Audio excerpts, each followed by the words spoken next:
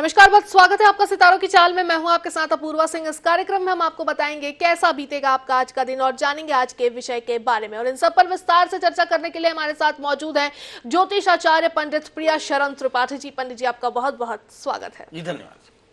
तो चलिए अब इस कार्यक्रम की शुरुआत करते हैं।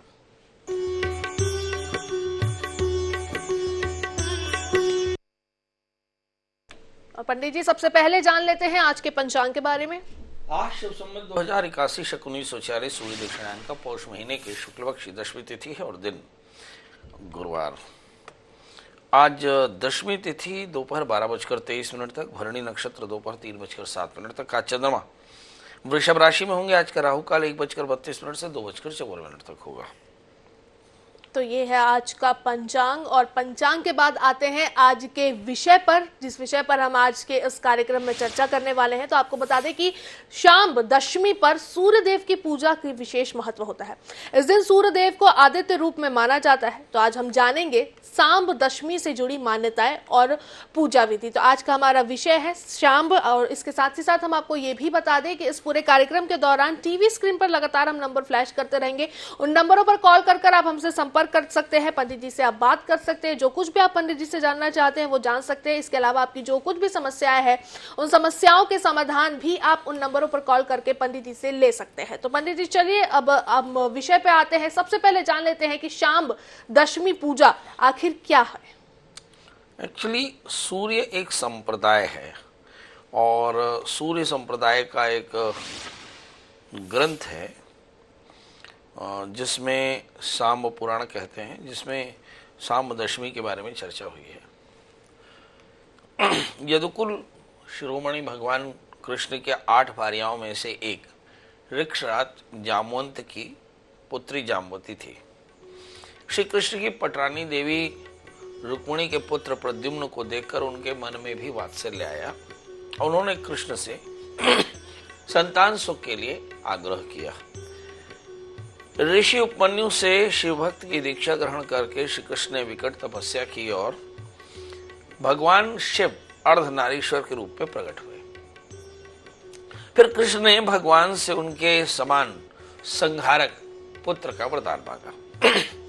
कालांतर में देवी जाम्बवती को एक रूपवान पुत्र रत्न की प्राप्ति हुई। क्योंकि उस अर्धनारीश्वर के सम्मिलित रूप से ये पुत्र प्राप्त हुआ था, तो उसका नाम अंबा सहित सांब कहलाया। कृष्ण का वो पुत्र अत्यंत रूपवान, पराक्रमी होने के साथ उद्दंड और उपायी भी था। उसके कर्म हमेशा यादवों के अहित के कारण बनते थे। एक समय की बात है कि नारद कृष्ण के दर्शन हेतु द्वारिका पधारे थे। सभी यादव कुमारों ने उन्हें प्रणाम किया, परंतु सांब ने उन्हें प्रणाम नहीं किया, बल्कि उनकी वेशभूषा देख करके उन पर हंसी करने लगे। देवर्षि नारद ने उनको पाठ पढ़ाने की सोची। उन्होंने सांब को भगवान के अपने आगमन की सूचना देने को कहा। उस समय कृष्ण अपने रानियों के उपरानियों के साथ अंतःपुर में थे। सांब की एक पत्नी ने अत्यधिक मदिरा का सेवन किया हुआ था। श्री कृष्ण की पत्नी ने अत्यधिक सेवन किया हुआ था मदिरा का और सांब के सुंदर रूप से मन सम्मोहित होकर के काम भावना से वशीभूत होकर उसे आलिंगन कर लिया था। अपनी पत्नी के इस व्यवहार पर श्री कृष्ण ने उनको श्राप दिया कि म्लेच्छों के द्वारा उनका हरण हो जाएगा और उनका कोई उद्धार नहीं होगा। तत्पश्चात श्री कृष्ण का क्रोध श्राप बनकर शाम पर पड़ा। श्री कृष्ण ने कहा, सदैव मेरे और मेरे कुल की निंदा का आमंत्रण किया है। अपने रूपवान शरीर के दम में तुमने दुस्साहस किया है। मुझे तुम्हारा चेहरा देखने से ही गुस्सा आता है, अतः मैं तुम्हें कुष्ठ रोग से पीड़ित होने का श्राप देता हूं। भगवान कृष्ण के श्राप के प्रभाव से सांब का पूरा शरीर कुष्ठ रोगी हो गया। अपने पुत्र की दयनीय दशा देख करके फिर जाम्बवती अत्यंत दुखी हुई और उन्होंने भगवान कृष्ण से इस रोग के निवारण की प्रार्थना की। अंत में भगवान ने उसको सूर्य पूजा का उपाय बताया। कुष्ठ रोग के कारण सांब चल भी नहीं पा रहे थे। कृष्ण और जाम्बवती उनको अपने साथ कलिंग देश के चंद्रभागा नदी के तट पर ले गए। वहां चंद्रभागा के पवित्र जल से स्नान कराया। उसके पश्चात देवी जाम्बती और सांब ने भगवान सूर्य की उपासना की। भगवान भास्कर उनकी आराधना से प्रसन्न होकर के प्रकट हुए और सांब को कुष्ठ रोग से मुक्ति दे दी। इसलिए तब से ये जो स्थान है ये कोणार्क तीर्थ के नाम से प्रसिद्ध हुआ। आज के दिन उड़ीसा में माताएं सूर्य की पूजा करके उनको भोग चढ़ाती है और संतान के दीर्घायुष्य की कामना से उनकी पूजा करती है। बिल्कुल, पूजा विधि के बारे में भी पंडित जी आपसे जानेंगे, लेकिन इसी बीच हमारे साथ कॉलर अंजू लता जी जांजगीर चांपा से हमारे साथ जुड़ चुकी हैं। अंजू जी, आप हमें सुन पा रही हैं? हाँ मैडम। जी अंजू जी, किन के बारे में आप जानना चाह रही हैं? मेरी तबीयत के बारे में। जी अंजू जी, आपकी जन्म तारीख, जन्म समय और जन्म का स्थान बताइए। 5 मई 2004, सिल्ली गांव, जांजगीर चांपा जिला। समय जन्म का समय? सुबह 8 बजे। सुबह 8 बजे। क्या जानना चाहते? ये अपने स्वास्थ्य के बारे में पंडित जी जानना चाह रही है। इनका स्वास्थ्य शायद ठीक नहीं रहता। अभी क्या करती बेटा आप? कुछ नहीं। गुस्सा कितना आता है? क्या बोले सर जी? गुस्सा कितना आता है? बहुत ज्यादा। कभी ऐसा लगा मरना है? ऐसा कभी इतना गुस्सा आया कि मर जाऊं ऐसा? हाँ आया है। क्यों और कब? एक बार झगड़ा हुई थी तब। चलिए आइए देखते हैं। आपका जन्म लग्न मिथुन है और आपकी जो राशि है वो है तुला। रोगेश लग्न में शनि के साथ में बैठे हैं। आमतौर पर ऐसे जातक को साइनस जैसी बीमारी होती है, साइनोसाइटिस, डस्ट स्मोक स्मेल से एलर्जी होती है, मतलब धूल से धुएं से एलर्जी होती है। और आमतौर पे ऐसे जातकों को 3 बीमारियां होती हैं, एंग्जाइटी यानी तनाव, दूसरा कॉन्स्टिपेशन और तीसरा सर्दी। ये लगातार होती है। आगे चल करके इसका पार्ट 2 होता है, बदन में आर्थराइटिस होता है। मतलब कुल मिलाकर के ये रोग जो है वो शरीर से एकदम जाता नहीं। इसे आप लोग बंदाग्नि यानी लो डाइजेशन या लो मेटाबॉलिज्म की बात कह सकते हैं। ऐसे जातक के लिए 2 बातें एकदम पक्की माननी चाहिए कि एक बढ़िया सा पुखराज और मूंगा धारण करें, मंगल का व्रत करें, नमक तेल का त्याग करें और 1 वर्ष तक आप कच्ची हल्दी होती है, कच्ची हल्दी शहद से घिस करके और खाली पेट सर्दियों के समय इसका सेवन करें। मतलब जुलाई के बाद से लेकर के फरवरी के पहले तक 3 महीने 90 दिन तक अगर सेवन करेंगे तो इससे आपको फायदा होगा। ये एक तरह के मंगल के कमजोर होने के कारण, मंगल के रोगेश होने के कारण, शनि से आक्रांत होने के कारण बहुत ज़्यादा एलर्जी की टेंडेंसी होती है और किसी भी प्रकार के थोड़े या ज़्यादा धूल से ये प्रॉब्लम आती है।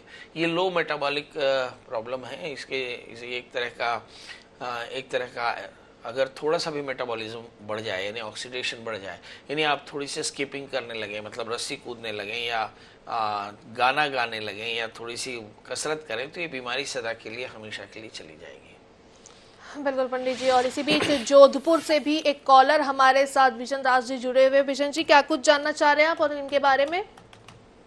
मैं मिशन दास बोल रहा हूँ। नमस्कार गुरु जी।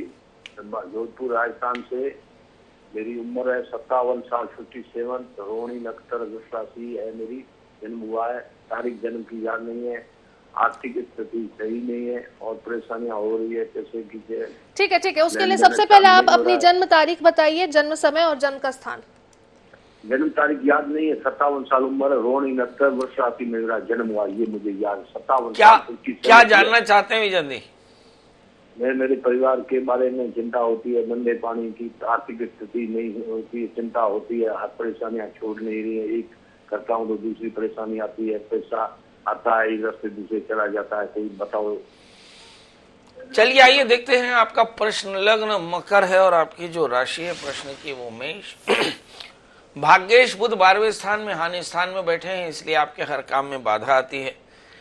शुक्र दशमाधिपति शनि से आक्रांत होकर बैठे, इसलिए बड़ी चिंता काम को लेकर होती है। परिवार में 3रे स्थान में राहु बैठे हैं, इसलिए परिवार को लेकर के बेहद चिंता होती है। सवाल यह है कि इन सब का निदान क्या है? इन सब का निदान बहुत छोटा सा है। चूंकि शनि राहु से आक्रांत होकर के बैठे हैं, शनि राहु के बहुत करीब बैठे हैं और शायद बहुत जल्दी ही शनि राहु का एकाकार हो जाएगा 28 मार्च से लेकर के और लगभग 18 मई के बीच में। तो ऐसी स्थिति में मुझे से लगता है कि ये परेशानियां और बढ़ सकती हैं। सवाल ये इसका निदान क्या है? इसके लिए अज्ञात पितरों का श्राद्ध करना, सर्प श्राद्ध करना और फिर विधिवत रुद्राभिषेक करना, ये 3 काम अपने परिवार सहित किसी विद्वान आचार्य के निर्देश में कराएं। इससे जन्म जन्म के लिए आपकी परेशानियां दूर होंगी और आपको फायदा भी होगा। अगर संभव हो तो एक 4 कैरेट का पन्ना और 4 कैरेट का जामुनिया धारण करें। यदि संभव हो तो नियमित रूप से गणपति का पूजन करें, गणपति अथर्वशीर्ष का पाठ करें तो कल्याण होगा। बिल्कुल पंडित जी। और नई राजधानी नई रायपुर से भी कॉलर अरुण कुमार भी हमारे साथ जुड़ चुके हैं। अरुण जी, आप हमें सुन पा रहे हैं? हमारी आवाज आप तक पहुंच रही है? जी जी जी अरुण जी, क्या कुछ जानना चाह रहे, क्या सवाल आपके? हम ये जानना चाहते हैं कि मेरा हमारा समस्याएं बहुत जटिल है। हम तो नौकरी कर रहे हैं और इसके बाद भी जो है हम बहुत परेशान हैं। जी, आप अपनी जन्म तारीख, समय और स्थान बताइए। 4 जनवरी 1972। 4 जनवरी 1972। जी जी, समय? जन्म स्थान पटना। क्या जन्म समय बता दें? जन्म समय तो पंडित जी ध्यान में नहीं है, पर रात्रि में है 12 बजे के पहले। ठीक है। और स्थान? स्थान सतना। सतना, ठीक है। सवाल एक बार फिर से दोहराएंगे। पंडित जी, मैं तो सर्विस करता हूँ, सरकारी गवर्नमेंट सर्वेंट हूँ। मेरे ऊपर कर्जा बहुत हो गया है, इससे मैं बहुत परेशान हूँ। जी पंडित जी। अरुण जी, अगर आपके पास कर्जा ना होता तो आप जीवन में क्या कर पाते? कर्जा नहीं होता तो मैं पंडित जी को बहुत कुछ कर पाता हूँ। नहीं कुछ कर पाते, क्योंकि आपका ऋणेश भाग्य स्थान में बैठा है। मतलब आपको कोई भी काम करना है तो कर्जा लेना ही पड़ेगा, और चूंकि कर्जा लेना पड़ेगा इसलिए कर्ज से डरना बंद कर दीजिए। और आपका जन्म लग्न कन्या है, आपकी राशि सिंह है, आपके भाग्य स्थान में शनि रोगेश होकर ऋणेश होकर के बैठे हैं। आप शनि का व्रत करें, काले तिल का दान करें, काले शनि स्तोत्र का पाठ करें। 1 वर्ष के भीतर ये कर्जा आपका समाप्त हो जाएगा। घबराएं नहीं, समय आपके लिए अनुकूल है। इस समय अनावश्यक तनाव करने से कोई फायदा है नहीं। हाँ, एक बात जरूर है जो आपको पूछनी चाहिए, जो मुझे बतानी चाहिए। इस समय जो दशाएं चल रही हैं वो शनि की ही अंतर्दशा चल रही है, और दिसंबर 2025 के पहले पहले ये कर्जा आपका समाप्त हो जाएगा, ऐसा मान लीजिए।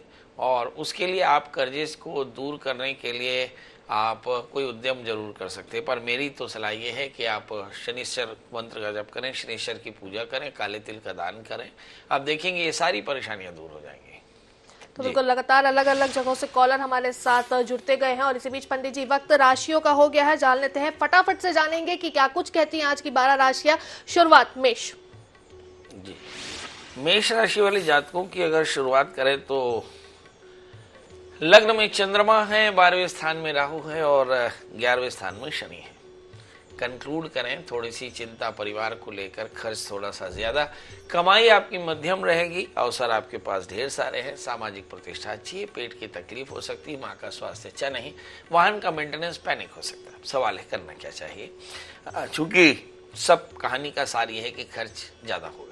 इसके लिए दत्तात्रेय कवच का पाठ करें, भगवान दत्त की पूजा करें तो कल्याण होगा। और बात कर लेते हैं वृषभ यानी टॉरस की। इस राशि पर हम देखें कि चंद्रमा 12वें स्थान में है। जब तृतीय 12वें स्थान में हो तो आत्मविश्वास कमजोर होता है। 11वें स्थान में राहु। मगर एक अच्छी बात यह है कि इस राशि में कमाई जबरदस्त होने वाली है, वर्क प्लेस में होल्ड अच्छा है, अवसर आपके पास में ढेर सारे हैं, और उतना ही गुस्सा आपके पास में, गुस्से पर नियंत्रण करिए। थोड़ा सा इम्पेशेंट हो रहे हैं, ये बिल्कुल अच्छी नहीं। और कुछ लोगों को एलर्जी की परेशानी भी हो सकती है, क्या करें? आपको भी चाहिए कि आप एलर्जेंट से बच के रहें, यानी डस्ट स्मोक स्मेल से बचें। अपूर्व जी, एक बीमारी HMPV ऐसी कुछ बीमारी भी है, ये भी डस्ट स्मोक स्मेल एलर्जी से हो सकती है, ये भी गले की खांसी कोरोना जैसी है। तो मुझे ऐसा लगता है देश को एक बार फिर से मास्क और सोशल डिस्टेंसिंग का ध्यान रखना चाहिए। ये भी आप अगर वृषभ राशि वाले ध्यान रखेंगे तो इस बात को काफी फायदा होगा। और बल्कि मैं तो पूरे देश से कहता हूँ कि सोशल डिस्टेंसिंग फिर बार स्टार्ट कर दें और मास्क पहनना शुरू कर दें। आप देख रहे हैं खांसी बड़ी तेजी से बढ़ रही है सभी के बीच में। बहरहाल करना क्या चाहिए आपको, ऐसे कहते हैं जब चंद्रमा 12वें स्थान में हो तो भगवान शिव की पूजा करें दूध और जल से, और ओम नमः शिवाय इस मंत्र का जप करें। आज का दिन आपके लिए बेहतर होगा। और बात कर लेते हैं मिथुन यानी जेमिनी की। इस राशि में अगर हम देखें तो ऐसा लगता है कि चंद्रमा 11वें स्थान में, राहु 10वें स्थान में, भाग्य स्थान में शनि, यानी अवसर है, फोल्ड है, आपके पास पावर है, कमाई भी आपके पास में अच्छी है, और थोड़ा सा संपत्ति के खरीदने के योग भी दिखाई पड़ते हैं। मगर एक चीज अच्छी नहीं, बृहस्पति 12वें स्थान में, पेट की तकलीफ, बॉसेस की नाराजगी, पार्टनर्स के साथ में या एसोसिएट्स के साथ में रिलेशन अच्छे नहीं। बृहस्पति के मंत्र जब करें, बड़ों का आशीष लें तो आज का दिन बेहतर होगा। बात कर लेते हैं कर्क यानी कैंसर की। इस राशि पर अगर नजर डालें तो नीच के मंगल लग्न में बैठे हैं। जब कभी भी नीच का मंगल या नीच का शनि या नीच का राहु, ऐसे शब्दों का इस्तेमाल सुने तो आप जान लें कि इसका संबंध व्यक्ति के मेटाबॉलिज्म से होता है। इसका मतलब कि स्वास्थ्य कर्क राशि वाले जातकों का बहुत अच्छा नहीं होगा।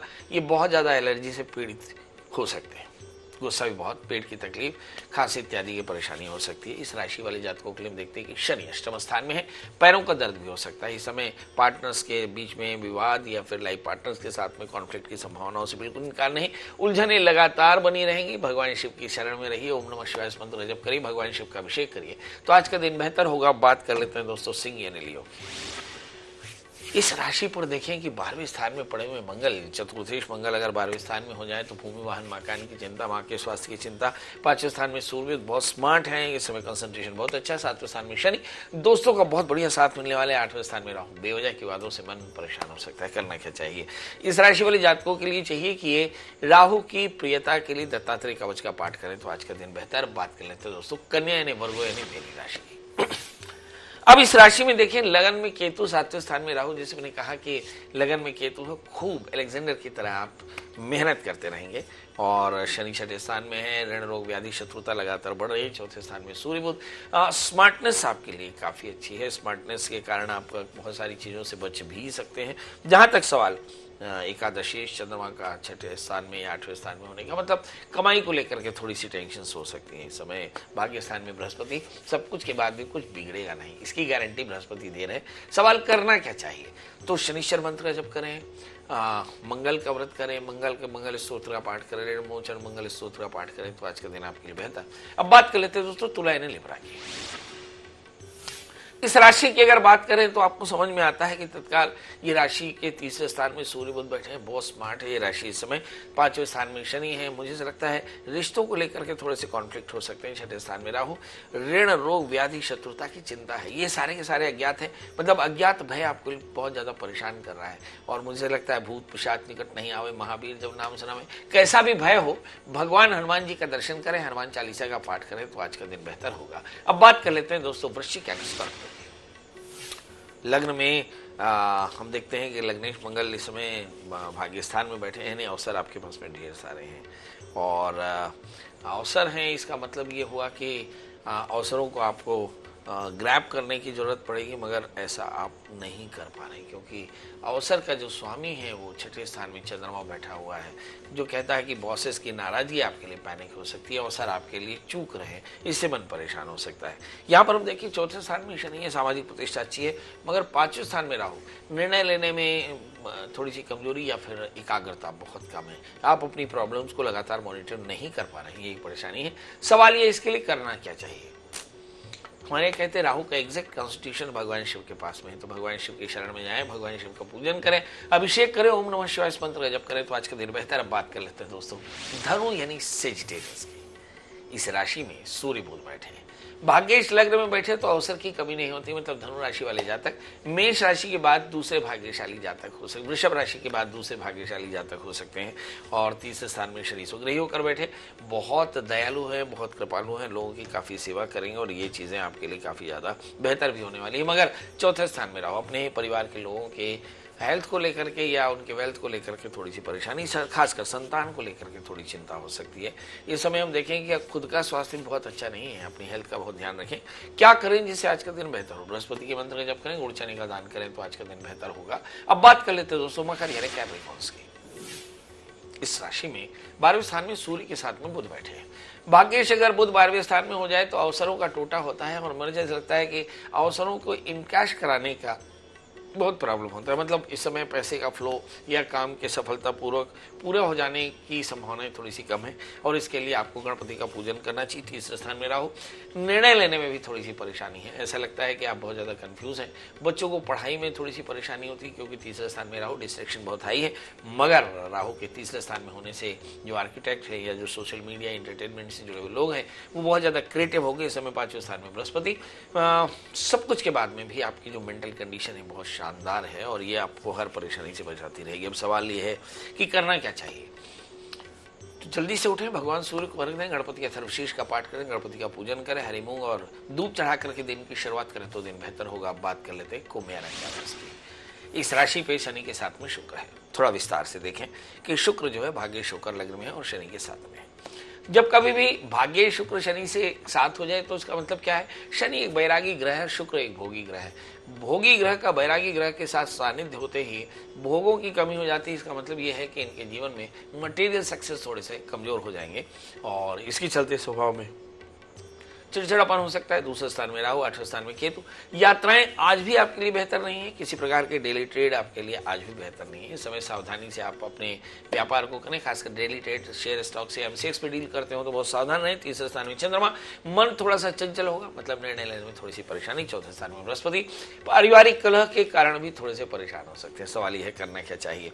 तो इस राशि को एक सलाह कि केतु के मंत्र का जप करें और साथ में दत्तात्रेय कवच का पाठ करें, गाय को गुड़ के साथ रोटी खिलाएं तो आज का दिन बेहतर। अब बात कर लेते हैं दोस्तों वो 12वीं राशि जो बहुत स्ट्रगल कर रही है, मीन। अगर आप मीन की बात करें तो ऐसा लगता है कि राहु लग्न में 12वें स्थान में शुक्र और शनि। यूं 12वें स्थान का शुक्र बहुत अच्छा होता है क्योंकि शुक्र की 2 प्लेसमेंट मेरी नजर में है, 6ठी, 8वीं और 12वें। इन स्थानों पे शुक्र का बहुत अच्छा परिणाम हमने देखा है, इसलिए कह सकते हैं कि शुक्र तो बहुत अच्छा है। मगर शनि का 12वां होना और वो भी सुग्रही होना, लग्न में राहु का होना, वो भी मीन राशि का होना, ये दोनों ही चीजें बहुत अच्छी नहीं है और इसके चलते खर्च ज्यादा है, उलझने बहुत ज्यादा है और अनुशासन कम है। सब कुछ के बाद में एरोगेंस खत्म नहीं होता, गुस्सा खत्म नहीं होता, अपने जीवन में अनुशासन की कमी होती है और इसके चलते लगातार असफलताएं और आपके जीवन में झुंझलाहट बहुत ज्यादा है। इस राशि वाले जातकों के लिए सलाह क्या है, आप अपने विवेक का इस्तेमाल करें और बहुत ज़्यादा मन के अधीन न रहें क्योंकि विवेक आपका आज भी बहुत डिसिप्लिन है और वो आपको अपनी परेशानियों से बचा कर रख रहा है। इस समय सबसे महत्वपूर्ण बात है कि अपने जीवन में अनुशासन रखें, हर काम समय पर करें, गुस्सा बिल्कुल ना करें, अपने काम को बहुत ज़्यादा तवज्जो दें, खर्च पर थोड़ा सा नियंत्रण करें, शनिश्चर मंत्र और राहु मंत्र का जप करें, हो सके तो भगवान शिव का पूजन करके एक धतूरे का फूल चढ़ाएं तो आज का दिन बेहतर होगा। तो ये थी आज की सभी राशियों का हाल। पंडित जी ने एक एक करके सभी राशियों के बारे में बताया। इसके साथ ही राशि के अनुसार आज का दिन आपका कैसा बीतेगा पंडित जी ने हमें ये भी बताया। पूरे कार्यक्रम में अलग अलग जगह से कॉलर भी हमारे साथ जुड़ते रहे जिनकी समस्याओं के बारे में भी और उनके समाधान भी पंडित जी ने हमें बताया। तमाम चीजों के लिए पंडित जी बहुत बहुत शुक्रिया। तो इसी के साथ सितारों की चाल में आज के लिए बस उतना ही। कल फिर से मुलाकात होगी इसी वक्त पर लेकिन एक नए विषय के साथ। तब तक के लिए मुझे दीजिए इजाजत। नमस्कार।